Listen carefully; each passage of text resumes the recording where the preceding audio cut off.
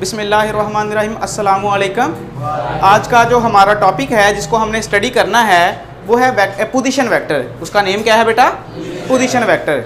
अभी रिसेंटली हमने वेक्टर्स के डिफरेंट ऑपरेशंस को स्टडी किया, जिसमें हमने वेक्टर सब्ट्रैक्शन और वेक्टर एडिशन को भी स्टडी किया हमने by head to tail rule method, right जी। फिर उसके बाद हमने रेक्टेंगुलर कंपोनेंट्स को स्टडी किया, फिर हमने एडिशन वेक्टर पढ़ा, फिर नल वेक्टर पढ़ा, फिर यूनिट वेक्टर को स्टडी किया। तो आज का जो हमारा आर्टिकल है जिसको हम स्टडी करने जा रहे हैं उसका नेम है जी पोजीशन वेक्टर।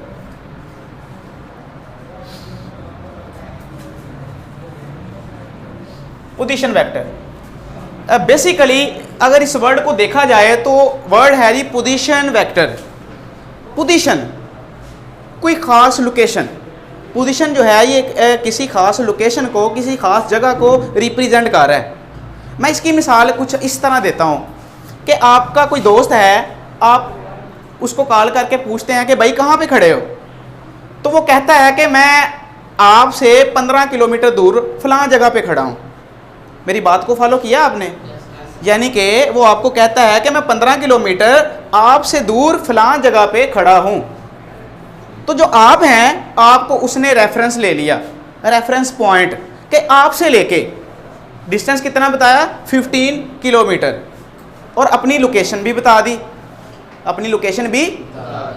तो ऐसा वेक्टर जो लोकेशन को रिप्रेजेंट करे किसी ऑब्जेक्ट की, किसी पार्टिकल की, किसी ऑब्जेक्ट की, किसी पार्टिकल की लोकेशन को रिप्रेजेंट करे एक खास रेफरेंस से, उसको कहते हैं position vector.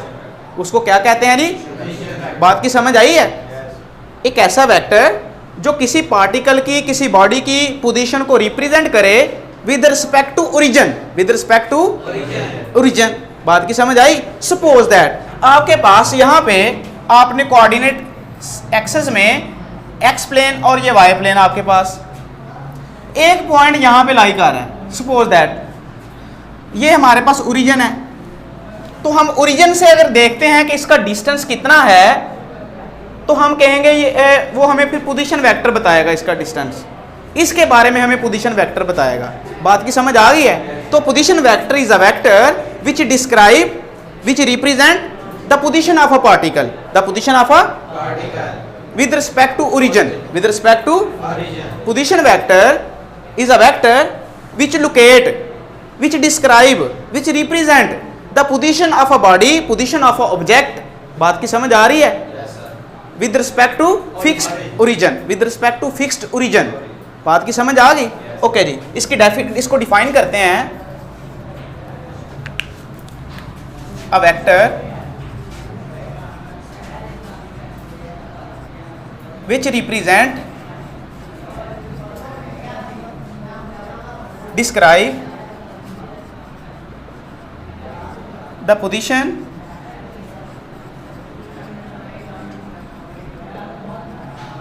of a particle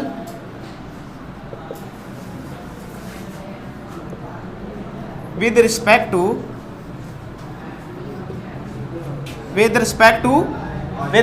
ji origin।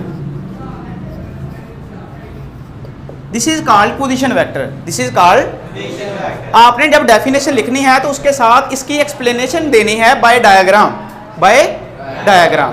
तो इसके डायग्राम को स्टडी करते हैं कि हमारे पास एक वेक्टर ए है, वो लाई कर रहा है इन एक्स वाई प्लेन, इन कार्टेशियन सिस्टम हमने लिया है, और उसमें हमारे पास एक वेक्टर लाई कर रहा है इन एक्स वाई प्लेन। बात की समझ आ गई? सपोज ये वेक्टर ए है, बाय प्रोजेक्शन मेथड हमारे पास इसका जो ये वाला कंपोनेंट है, ये हमारे पास है जी ए एक्स। क्या है जी? ओके, हमारे पास ये वाला जो कंपोनेंट है वो है जी ए वाई। यहां तक बात की समझ आ गई है? अच्छा, सपोज आप ना इसका नेम लेते हैं स्मॉल ए, इसका नेम आपने स्मॉल बी ले लिया।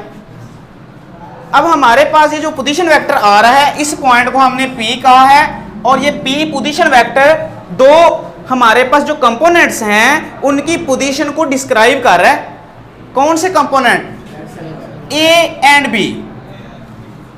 आप यहां पे ए एक्स और ए वाई भी ले सकते हैं, ए एक्स और ए वाई भी। आपकी बुक वाले ने ए और बी लिए थे तो मैंने दोनों को मेंशन कर दिया है कि आप ए एक्स ले लें, ए वाई ले लें या ए और बी ले लें। बात की समझ आ गई है? तो this is a position vector, this is a, ये पोजीशन वेक्टर हमें दो कंपोनेंट्स की पोजीशन के बारे में बता रहा है, ए और बी कंपोनेंट्स की। बात की समझ आ गई है? With respect to origin, with respect to origin. तो ऐसे वेक्टर को हम पोजीशन वेक्टर कहते हैं। अब हम इसकी थोड़ी सी मैथमेटिकल कैलकुलेशंस को भी देखते हैं कि हमारे पास अगर टू डायमेंशनल है कोई वेक्टर लाइक आ रहा है एक्स एंड वाई प्लेन में, तो फिर हमारे पास पोजीशन वेक्टर की मैग्नीट्यूड क्या आएगी?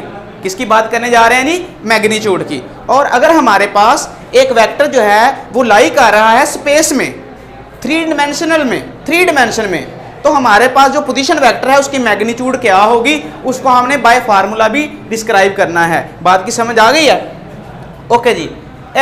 इन टू डायमेंशनल,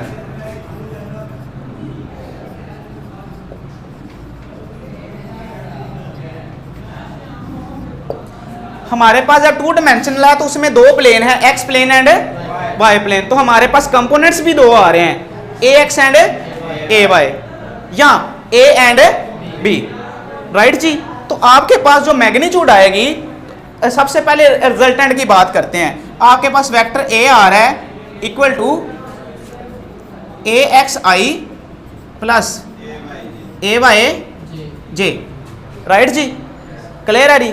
लेकिन अगर आप ये वाले दो नाम लेते हैं तो आपके पास आ जाएगा A vector equal to A x I plus B y j, B is along y axis.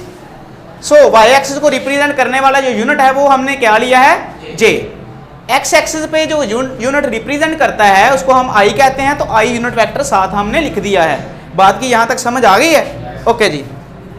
अब हम इसकी मैग्नीट्यूड की बात करते हैं। तो मैग्नीट्यूड हमारे पास ए वेक्टर की जो मैग्नीट्यूड आएगी तो हम कह सकते हैं A x square plus A Y का स्क्वायर। आपको ये पता है कि जब मैग्नीट्यूड की बात की जाती है तो magnitude is a scalar quantity, तो मैग्नीट्यूड में डायरेक्शन को रिप्रेजेंट हम नहीं करते, तो इसलिए हमने यहाँ पे यूनिट वेक्टर साथ नहीं लिखे।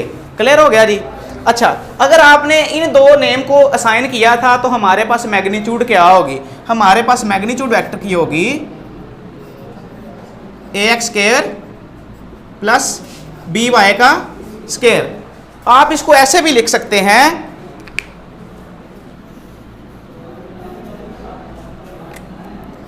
ए स्क्वायर प्लस बी स्क्वायर। बात क्लियर हो गई? ओके जी। अब हम बात करते हैं थ्री डायमेंशनल की। इन थ्री डायमेंशन,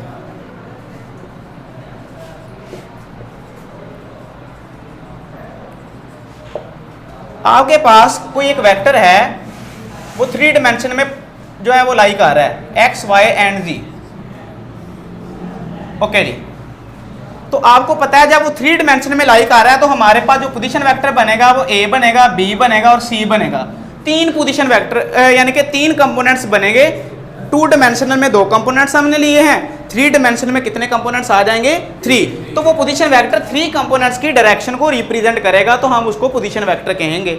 उसके लिए हमारे पास जो मैग्नीट्यूड का जो फार्मूला होगा और रिजल्टेंट का जो फार्मूला होगा उसको कुछ यूं लिखेंगे, A vector is equal to A x I plus A Y j plus A z k. यहां तक सब बच्चों का क्लियर है जी? ओके। तो मैग्नीट्यूड का फार्मूला हमारे पास आएगा A x square plus A y square plus A z का स्क्वायर। बात की समझ आ गई? तो अभी हमने ये जाना कि हमारे पास पोजीशन वेक्टर क्या होता है, हमने उसकी डेफिनेशन को जो है एक्सप्लेन किया, उसको हमने इजी वर्डिंग में उसको स्टडी किया, फिर हमने बाय डायग्राम उसको स्टडी किया, फिर बाय फार्मूला भी हमने उसको स्टडी किया। तो आपको पेपर में ये क्वेश्चन आए तो आपने इन तीनों पॉइंट्स को मेंशन करना है, राइट जी? तो ये था पोजीशन वेक्टर।